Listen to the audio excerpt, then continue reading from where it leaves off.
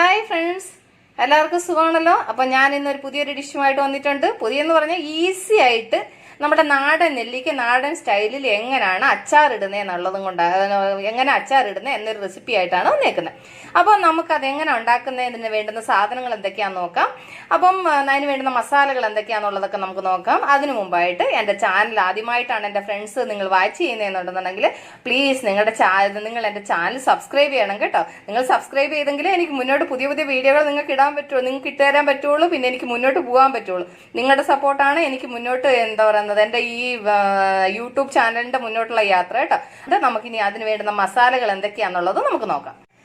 അപ്പം അതിന് വേണ്ടി ഞാൻ ഒരു 1/2 കിലോ നെല്ലിക്ക എടുത്തിട്ടുണ്ട് കേട്ടോ. 1/2 കിലോ എന്ന് പറഞ്ഞാൽ ഇതിപ്പം ഇതിനകത്തൊരു 3-4 എണ്ണം ഇവിടുന്ന് നമ്മൾ വീട്ടിലെല്ലാവരും എടുത്ത് കഴിച്ചായിരുന്നു. അപ്പം അതിനകത്ത് ഒരു അല്പം കുറവുണ്ട്. നിങ്ങൾ എടുക്കുന്ന സമയത്ത് 1/2 കിലോ നെല്ലിക്ക എടുത്തോ കേട്ടോ. അത് കഴിഞ്ഞ് വേണ്ടുന്ന മസാല എന്ന് പറയുമ്പോൾ മുളക് പൊടി വേണം, മഞ്ഞപ്പൊടി വേണം, അത് കഴിഞ്ഞിട്ട് ഇഞ്ചി ഒരു വലിയൊരു കഷ്ണം വെളുത്തുള്ളി കേട്ടോ, ഒരു വലിയ കഷ്ണം വെളുത്തുള്ളി അത് പൊളിച്ചിട്ട് ഞാൻ ചതച്ച് വെച്ചേക്കുക. അത് കഴിഞ്ഞ് ഒരു മീഡിയം കഷ്ണം ഇഞ്ചി അതും ചതച്ചിട്ടുണ്ട്. അത് കഴിഞ്ഞ് കറിവേപ്പില, അത് കഴിഞ്ഞിട്ട് കായം, അത് കഴിഞ്ഞ് ഉലുവ, അത് കഴിഞ്ഞിട്ട് ഇത് ആവശ്യത്തിന് എണ്ണ, അത് കഴിഞ്ഞ് വിനീഗർ എടുത്തിട്ടുണ്ട് കേട്ടോ.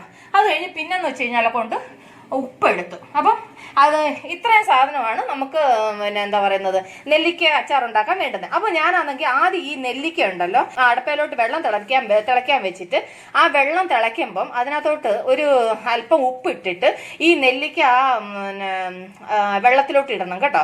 വെള്ളത്തിലോട്ട് ഇട്ടിട്ട് ചെറുതായിട്ട് തിളയ്ക്കാൻ തുടങ്ങുന്ന നോക്കുമ്പോൾ സ്റ്റൗ ഓഫ് ചെയ്യണം. അപ്പോൾ ഞാൻ ആൾറെഡി വെള്ളം അടുപ്പ തിളയ്ക്കാൻ വെച്ചിട്ടുണ്ട്, വെള്ളം തിളച്ചിട്ടുണ്ട്. അപ്പോൾ നമുക്ക് ഈ നെല്ലിക്ക അതിലേക്ക് ഇട്ട് കൊടുക്കാം. അപ്പം വെള്ളം നന്നായിട്ട് തിളച്ച് അതിലേക്ക് ഞാൻ ഒരു പിടി ഉപ്പ് ഇട്ട് കൊടുക്കാം. അപ്പം ഉപ്പ് ഇട്ട് കഴിഞ്ഞാൽ വെച്ച് നമ്മൾ ഈ എടുത്ത് വെച്ചേക്കുന്ന നെല്ലിക്കയില്ലേ അത് ഇതിനകത്തേക്ക് പറക്കിട്ട് കൊടുക്കണം.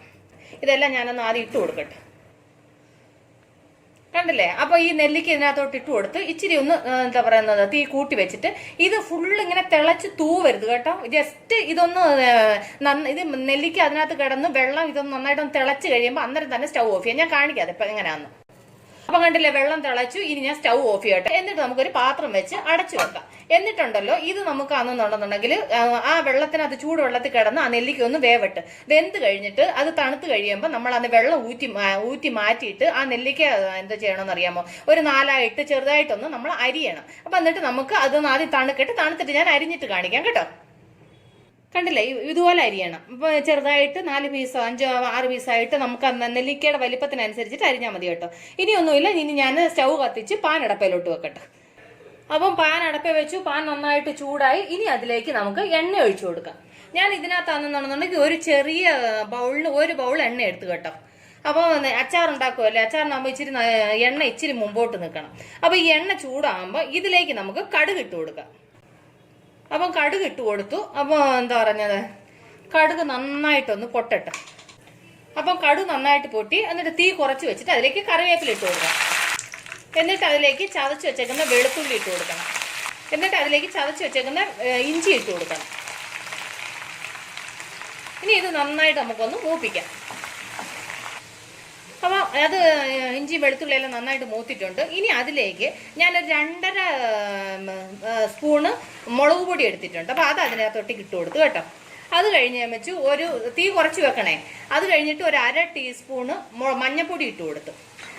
എന്നിട്ട് അതിലേക്കാണെന്നുണ്ടെന്നുണ്ടെങ്കിൽ ഒരു 1/2 ടീസ്പൂണ് ഉലുവപ്പൊടി ഇട്ട് കൊടുത്തു. അത് കഴിഞ്ഞിട്ട് അതിലേക്ക് ഒരു 1/2 ടീസ്പൂണ് കായപ്പൊടി ഇട്ട് കൊടുത്തു. അപ്പോൾ ഇതെല്ലാം കൂടെ നന്നായിട്ടൊന്ന് മിക്സ് ചെയ്യണം. മിക്സ് ചെയ്തിട്ട് ഇത് നന്നായിട്ട് മൂത്ത് ഇതിലേക്ക് നമുക്ക് എടുത്തു വെച്ചേക്കുന്ന ഒരു 1/2 കപ്പ് വിനീഗർ ഒഴിച്ചു കൊടുക്കണം.